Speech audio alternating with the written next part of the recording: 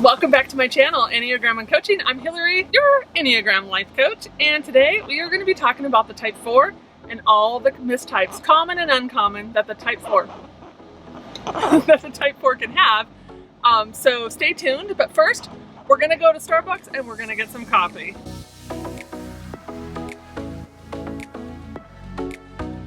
My hubby did not mind driving me. I appreciate that. I hate being a driver. I'm a type 9 and I would always rather be the passenger. Is that true? Yes, very true. Yeah. Very true. The iced coffee. Oh. No, that's this perfect. Awesome. We got it, guys. Coffee and a croissant.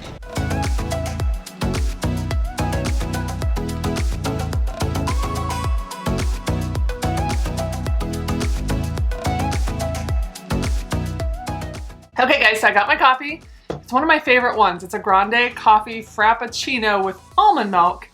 And a lot of times I will actually get it decaf, and I forgot to today. So I'm not a big fan of tons of caffeine, actually. Okay, so let's get started on this video. This video, like I said, it's the mistypes type 4 video. I'm gonna start with the type 4 and go through all the types versus the type 4. So if you are a 9 and you feel like, gosh, some of the type 4's characteristics I do relate to, this will help you. I'm gonna go over all the types with the type 4 versus the type 4. If that makes sense, I hope it makes sense. It makes sense to me. But before we get started, I just wanna ask you guys to please like the video, give it a thumbs up. It's super important to my channel. Also, don't forget to subscribe. Guys, we are getting close to 3,000. I'm super excited.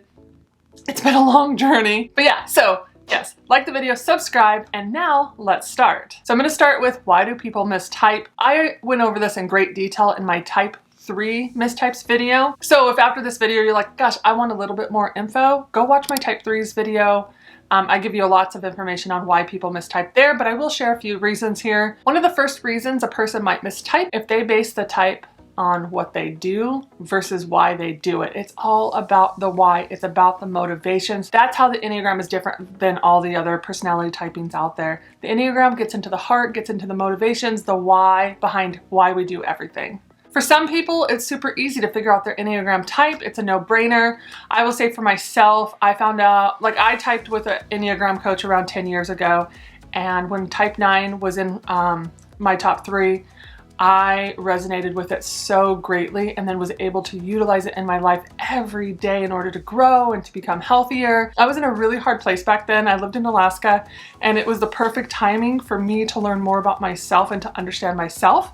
But for others, it's not as easy to figure out their type, and this is okay. I know Ian Morgan Cron, who is the author of The Road Back to You, it took him over a year to figure out his true type. He thought he was a 7 for a long time and then realized he's actually a type 4. So if you're a type 4 out there and you're looking for resources, his book is a great resource for you. So like I said, some types are gonna feel like they're between a few types, and I would say completely okay. I know I've heard people say, like, try them on, it's okay, because the purpose of the Enneagram is to help you grow. It's to help you understand yourself better. So it can take time for you to figure out your type. This is okay. And the simple fact is we are a little of all the types. I covered this in a much greater detail in my type 3 mistypes video, like I said. But we're a little of all the types. So that's normal that you might feel like more than one type at times. But we do only have one dominant type. But that one dominant type has 2 wings, right? So I'm gonna use a 4 for example. If you're a 4, you have a 3 wing and a 5 wing. So all of a sudden you're using 3 numbers. Then if you're healthy, you move towards a type 1. Okay, so now I'm using another number. And if you're under stress, you're moving towards a 2. So right now, the type 4 can feel like 4 other numbers. So there's a little bit of an explanation on why you might feel like more than one type sometimes. But like I said, you're only a dominant type, and there's reasons why. It's the motivations, for instance, of the 4. If you are a 4, those motivations, those core fears, core desires, core weaknesses, core longings, if those align with who you are, then that is your dominant type. That's where you start. So in order to find out your actual type, you have to dig, you have to do the work, it's not just like that every time. I also think you have to be really honest with yourself. You have to be willing to take an honest look inside. The more honest you are with yourself, and the more self-awareness you have, the more likely you're going to be able to land on your dominant type. And like I said, ask yourself, why do I do the things that I do? That's what we're trying to uncover. What motivates you? What do you actually fear? What do you desire? these are the questions to ask yourself and in order to find out your dominant type. And the last thing I want to say is I have done a mistypes video for type 1, type 2, type 3, and type 9 already. I will link those down below. So I'm really trying hard, guys, not to repeat things that I've already covered in those videos. Some of it might be in, but not a lot of it. I want to make sure I'm giving you new material each time. So I'm trying hard to do that. So go watch those videos also. Okay, so let's go ahead and get started with the type 4 versus the type 1. This is not a common mistyping, but they are connected by a line. The 4 goes towards the 1 in health, and the 1 goes towards the 4 in stress. And so say you're a 1 and you're under a ton of stress, you are going to look more like a 4 at times. And maybe you would think you are a 4 because of that, but I would definitely always look at the motives of when you're not stressed. And so I would even go as far to say, don't try and type yourself if you are in a stressed out season of your life or even moment or whatever, because your test might mistype you and go more towards the 4 because that's how you are answering it in that moment. So, but again, they share those lines, they share those. That is a connection between the 1 and the 4. But like I said, it's not a common mistyping. It can happen, but it's not common. I also will say when a 4 goes towards the 1, that's actually a good thing, right? Because that means that they're in a healthy place. They are utilizing those healthy traits of the type 1. Honestly, it means that they are living with purpose beyond themselves and with meaning. And so that's a great thing for the type 4. Some of the things that the type 4 and the type 1 would have in common is they are both a perfectionistic type and unhappy with things just being the way they are. Both can be frustrated with themselves and their environment at times, but a big difference to look for if you are vacillating between the two is a type 4, they're going to tend to their feelings first before the responsibilities. They're going to go inward and tend to those feelings. And for the 1, it's the opposite, right? They're going to more than likely take care of their responsibilities than their feelings first. Now, they both want to live in an ideal world. The 4's world, they want to live in an authentic, emotionally deep, beautiful, genuine, authentic world. Did I say authentic twice? If I did, it's because they are so authentic. The type 1's world, they would want it to be perfect, moral, just, ethical. That's kind of what would be their ideal world. So the type 4s, they struggle with feeling like something's missing in them. The type 1s, they don't struggle to feel like something's missing in them, but they don't have a very nice inner critic all the time. Especially depending on their subtype, they can have an inner critic that kind of can be mean to them. And so while I think those are real different, I think they can be a little similar. All right, so let's move on to the type 4 versus the type 2. So these two are connected by an arrow again. The 2 goes towards the 4 in health. Nope. Yep. The 2 goes towards the 4 in health. The 4 goes towards the 2 in stress. Now these two, they can be confused, especially because they're both in that heart triad. The 2, 3, and 4 is in that heart triad together. So they're both feelings types, right? But the 2, they're attuned to everyone else's feelings first, and the 4, they're attuned to their own feelings first. So that's a big difference between the two. A difference between the two is the type 2, they actually are gonna move towards people, they're gonna engage with people, maybe even too much at times. The type 4, they're withdrawing from people, right? Because they actually, and both of these have to do with getting their needs met, because the 2 is moving towards people to get their needs met, and the 4 is moving away from people to get their needs met. They're actually hoping that people will seek them out. And so that's why they withdraw. They hope people notice that they withdraw and will seek them out. And a 2, they want to do the rescuing. A 4, they actually want to be the rescued. So that's a difference between the two. And like I said, those 2s are going to focus on the needs of others first. They struggle actually to focus on their own needs. And 4s, they're going to focus on their own needs first. This is not a struggle for them at all. Actually, I think the 2 can learn from the 4 there. Okay, so moving on to the type 4 versus the type 3. So both of these types, they're in the heart center. They share wings. The 3 has a 4 wing and the 4 has a 3 wing. A big difference is a type 3, they can struggle to know who they are, who their true authentic self is. Because why? They can tend to wear masks, right? And they could be what people want them to be or what they think they should be. And so they can do this so much that they actually won't even know who they are, who their true authentic self is, depending on where they are in those levels of development. And the type 4, they're the most authentic and true to themselves. They know who they are and they're authentic to that. And they need to be authentic to that. A difference I would say, a type 4, they have the most access to their feelings out of all the types. And a type 3, they push those feelings down, right? They actually are afraid of their feelings. Now, they could feel the deepest, but they don't have access to them like the type 4 does. Motivation is different in both of them. The type 3s are motivated by success and achievement and looking good and goals, and without goals and plans, they can feel lost and stressed out. And the type 4, they're not motivated by goals as much as they're motivated to find the deeper meaning in life, their purpose, feelings. That's kind of what motivates them. They definitely can plan and do. I know some amazing type 4s who own their own business, and I would assume they have to have a plan to do that. So they're amazing at it. It's just not a motivator to get them to do that. One type 4 that I know, she runs a business. She actually does brows, and I would say she is amazing. Such an amazing person, and she does. I wish I could go and get my brows done by her, but she lives in Canada, so I can't. But I know for her, she has plans and goals, and she runs her business flawlessly. But I know that the part that motivates her is the part where she gets to spend time with people and she gets to make people feel beautiful. That's what's motivating her, not all the goals and the plans and the success and the achievements. So that's a huge difference between the two. Let's move on to the type 4 versus the type 5. Okay, so this one, highly requested. I can't tell you, I would guess that it's one of the most common struggles that people, at least that subscribe to me and watch my channel, have.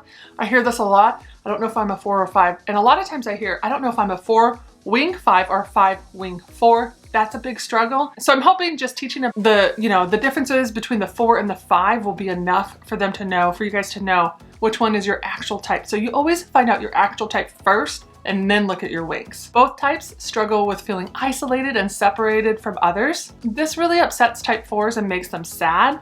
Type 5s, not as much. They really can detach from their feelings and not think about them as much. And maybe not as much in that moment is a better way to say it. Because they are going to think about their feelings and process them, just maybe not in that moment. They both handle emotions different, I already said that. And 4s, they're the most emotional of all the types, and they're not emotionally disconnected in real time. They're in their emotions in the real present time. Versus the 5 is disconnected from their emotions in real time. And so when they're experiencing it in the moment, they're able to detach and be disconnected, but they are going to go through those feelings later. They're definitely going to process them all out. But I will say sometimes a type 5 can be confused between a feeling and a thought. These two are in different triads. The type 4, they are in the heart triad. I've already said that. And the type 5, they're in the thinking triad. And what this means is your first instinct, right? The 4's instincts are feelings. The 5's first instinct is thinking. So it doesn't mean you don't have both. You do. You can. But it's not necessarily a guarantee. But I'm just saying your first instinct. The 4's first instinct is in that heart triad, and the 5's is in the head triad. And like I said, them being in different triads, those 4's, they are their feelings. The 5's, they are their thoughts. 5's, they do the opposite. They trust their thoughts way over their feelings first. And actually 5's feel like feelings are subjective and they don't trust them as much. I hope this one out of all of them really helps you guys. Let me know in the comments below if you were struggling between the two and if you were able to land on your type after listening to this. Okay, so let's move on to the type 4 versus the type 6. So this one, not a super common mistype. It can happen, honestly, with all the types, especially when I say they're not common. That's all it means. It can happen, but it's not common. So both of them, they want truth in life. They are seeking truth. They both are creators. That actually looks different between the two. The type 4, they're more of like an original creator. They're all about the authentic originality, and they have that creative gene. And so they're more going to do creativity that way. I think the stereotype of a type 4 is that they're painters or something to do with art. And that is not, that's just like a one little percentage of creativity. It can look different in so many different ways. It could just be so many things. It could be how where you work and what you do. And I don't know, just how you dress and how your house looks and nothing. It's just creativity in so many different ways. It doesn't mean just like an artist. It's just a stereotype. So, all right, I got off on a little tangent on that one. Let's get back on. The type 6 is creative, but they tend to be more of the performing artist versus their original creator. That's a little bit of the difference between the two when talking about creativity. 4s are in the feeling triad where they can feel all the feelings, and type 6s are in that thinking triad because thinking comes more naturally, and the type 6 is a lot of times thinking about, their plan A, their plan B, their plan C, maybe what can go wrong,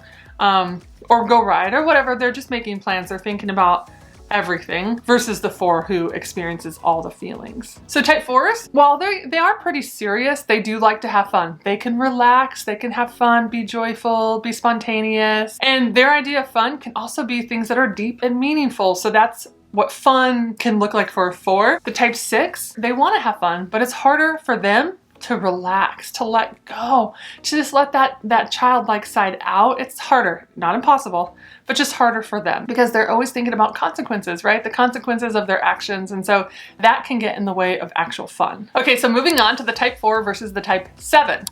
So this one is not a common mistyping, but like I referenced earlier in the video, like Ian Morgan Cron thought he was a 7 for a whole year before knowing he was a 4.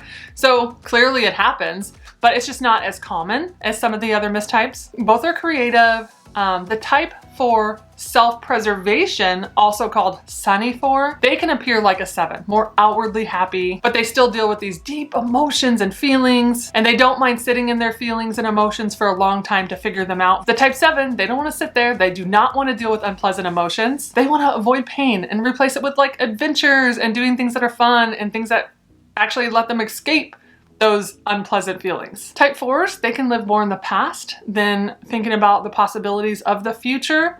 But I will say, especially the 4s I know, they do have this imagination where I think they can get let down because they will think of like an ideal situation or an ideal something in their head, and they'll build it up to be something amazing. You know, they could get let down when it doesn't play out the way that they built it up in their head. But I guess that's different than, you know, thinking about all the possibilities of the future like the 7 would. The 7's constantly in the future, constantly thinking what could be, how amazing it's gonna be. They're thinking positive. They're never thinking, oh, this might not work out. It's full steam ahead. It's gonna work out. It's gonna be great. They live there and they're always planning for the future and they're excited about it. The last thing I can think of between the 4 and the 7 is, again, they're not in the same triad. A 4 is in the heart triad. I've said it plenty of times today, which means the meaning that they find in things and in life, it comes from their heart. And the 7, they're in that thinking triad. So the meaning that they're gonna find in life, it's gonna come from their head. They're thinking about it. Moving on to the type 4 versus the type 8. Is this common? No, this is not a common mistyping, but I feel like a broken record having to say it every time. It can happen. Yes, it can, but it's not common. The one thing they do have in common is that they both don't trust people easily, and they both do have strong opinions, but it does look different in the 2 of them. So a type 8, they usually have childhood wounds, which makes them identify more with the type 4. Especially the loneliness piece. The type 4 and the type 8 a lot of times will say that was prevalent in their childhood. Some of it just might be, you know, they were misunderstood or whatever loneliness looks like to them.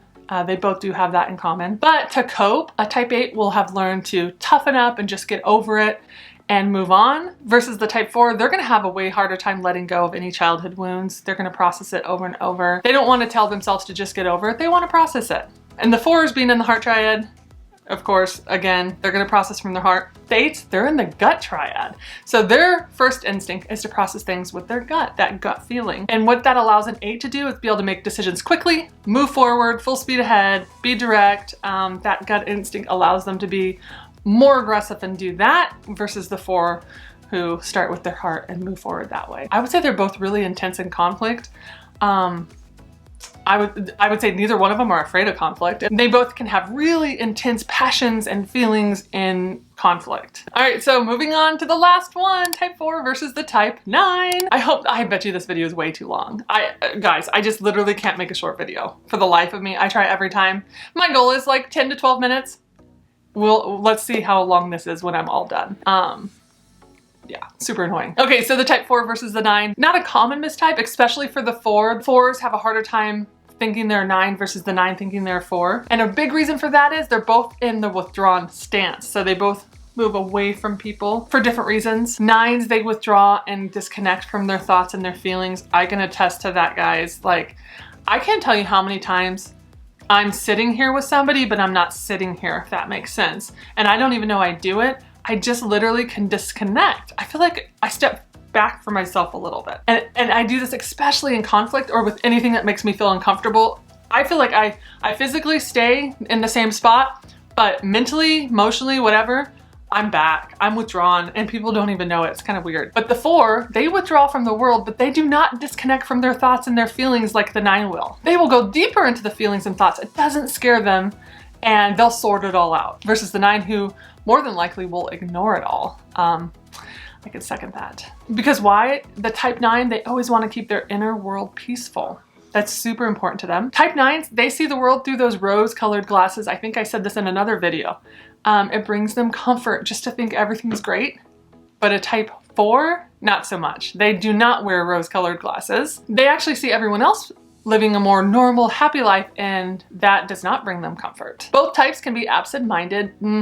Right here, absent-minded. Detached from the real world, I talked about that. Shy and self-deprecating. Both of them can be very self-deprecating. It's something I work on all the time because it is a really bad habit of mine. 9s, they want to blend in, avoid conflict, and keep life comfortable. 4s, they want to stand out. They want to be special. They want to be unique. And this is what brings them comfort. And last thing, 4s are not afraid of conflict. And so that is a big difference between the two. All right, guys, so we're done. We made it. Type 4 versus all the other types. And if you were wondering if you were 4 or any of the other types, I really hope and pray that this helped you. If it did, leave me a comment below. I'd love to hear from you guys. Also, don't forget to like the video and subscribe. It's super important. I have so many videos coming your way. And if you want to find me on Instagram, I'm Hillary_McCaskey_coaching. And I also have an Instagram account just for the Enneagram. No personals on that one. That's Enneagram and Coaching. And if you want to look at any of the sessions and packages that I offer, you can go to enneagramandcoaching.com to find all that information. But I hope you guys liked the video, and I'm going to stop it now. I can totally keep going and just ramble and ramble and ramble, but I'm not going to let myself. I'm stopping it now. Can't wait to hear from you guys. Until next week. Bye, guys.